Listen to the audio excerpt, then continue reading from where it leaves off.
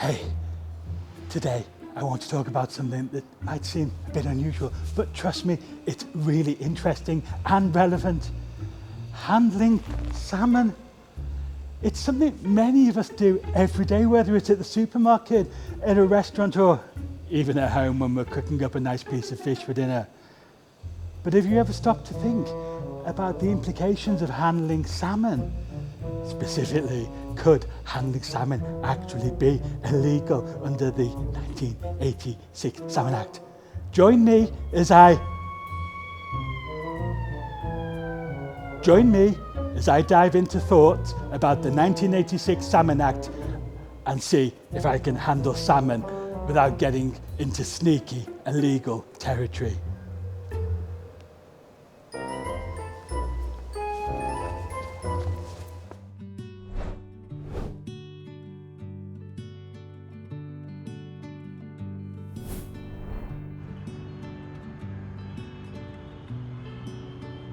Many people believe that handling salmon can, in fact, be considered illegal under this act. But is this really the case? Or is it just a myth with no basis in reality? There are a lot of misconceptions surrounding this topic, and I think it's high time we got to the bottom of it. I mean, can you imagine being stopped by the authorities for simply touching a piece of salmon at the grocery store? It sounds ridiculous, but where do we draw the line?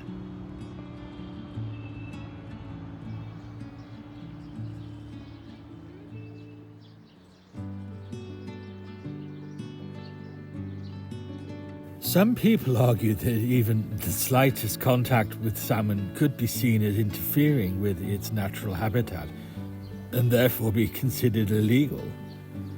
But what about all the fishermen and women out there who make a living from catching salmon? Are they breaking the law every time they handle a fish? It's clear that there's a lot of confusion surrounding this issue.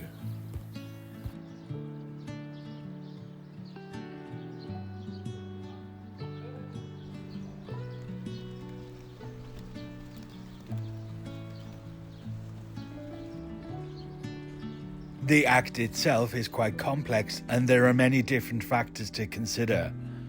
But what's really important to understand is that there's a big difference between handling salmon in a way that's detrimental to its natural habitat and simply touching or handling it for legitimate reasons.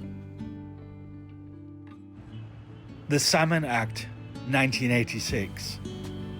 What does it really say about handling salmon?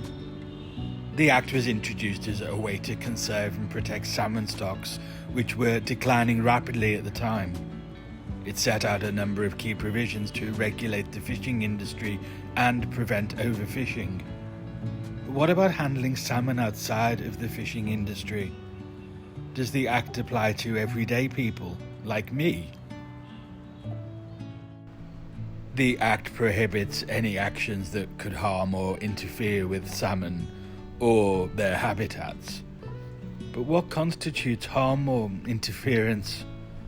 This is where things get a bit murky. There are many different scenarios to consider, from handling salmon in a way that could cause them physical harm. One of the key things to understand about the 1986 Salmon Act is the legal context in which it was introduced. In the 1980s, salmon stocks were at an all-time low, and the government needed to take action to prevent their complete collapse. The Act was seen as a necessary measure to protect this important resource. So, is handling salmon indeed sneaky, illegal? Well, the answer is no, not necessarily. Whilst the Act does prohibit certain actions that could harm or interfere with salmon, it's not as black and white as some people make it out to be. As long as you're handling salmon in a responsible and legitimate way, you're unlikely to run into any legal trouble. In fact, many experts agree that the Act is intended to regulate the fishing industry and not punish ordinary people for simply handling a piece of salmon. So, the next time you're at the grocery store or cooking up a piece of salmon for dinner, you can rest easy, knowing that you're not breaking the law. Thanks for watching. Don't forget to leave your thoughts in the comments below.